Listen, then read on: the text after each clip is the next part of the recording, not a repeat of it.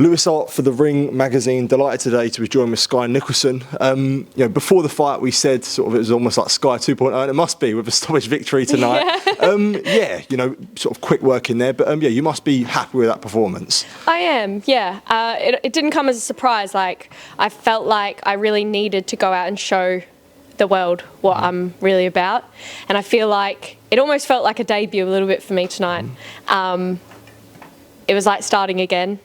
I feel like I've come in a different fighter, different mindset, and yeah, that showed tonight, and it's going to keep showing in my performances moving forward. Yeah, that's what I was going to say. Like in the build-up, I guess, and especially on fight week, did it feel like, look, I need to put my name but I need to remind people again, regardless of the 12 wins you had, and you sort of when you come back off a fight like the Tiara Brown, do you think it was a case of saying, look, I need to be reminded again to show the ability that I've got? Yeah, I feel like I obviously didn't show the best of myself in my last outing. I don't think I've shown the best of myself in any of my fights as a pro yet, but I felt like I really needed to make some serious adjustments, and that's what I've been working on since March 22nd, and I feel like that showed tonight. Obviously it was a step down in level of opposition, but I feel like I needed that to put all of the pieces together. It was almost like a practice run for me of getting everything right. I feel like there were things that I didn't get right last time out, and there was things that I didn't get right in fights I won as well, and we needed to really look deeper and look and see where I could be the best version of myself and what I needed to change, and that's what I did in this camp, and it showed in my performance tonight. Was there, I guess, an intention to be more aggressive, would you say? Definitely. I know I can punch, I know I've got power.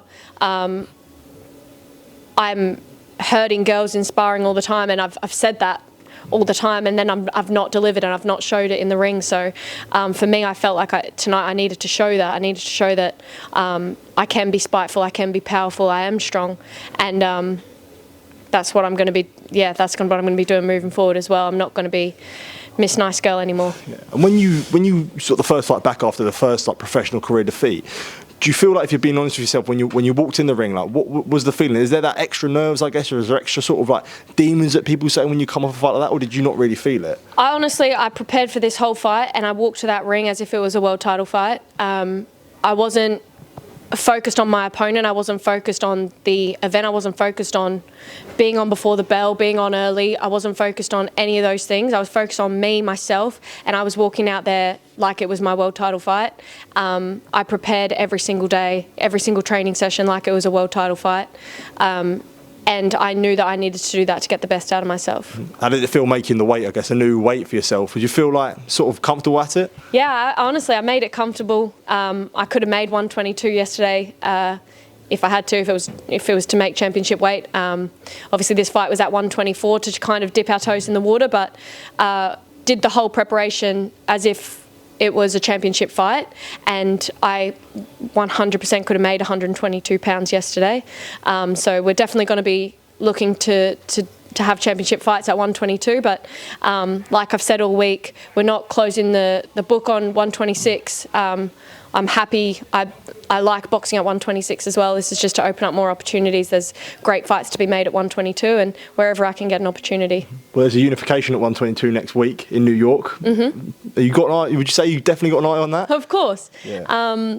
It goes without saying. I want world title shots. I'll fight anyone at 122. I'll fight anyone at 126.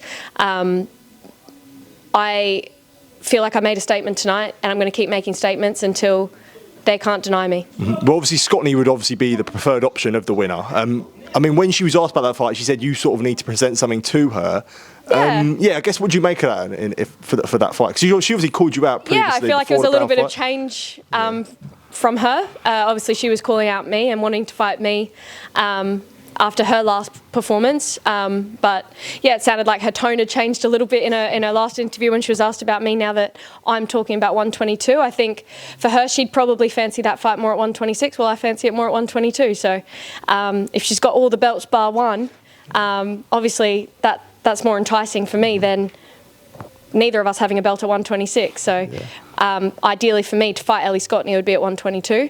But like I said, any world title opportunities, 122, 126, there's no doubt I'll be yeah, more than happy to step in with any of the girls. Yeah, well done on the win tonight, Scott. It's good to be in the dressing room over in a happy mood like last time, but do appreciate it. And yeah, one on the win, and hopefully you get the Scotney final. Appreciate it.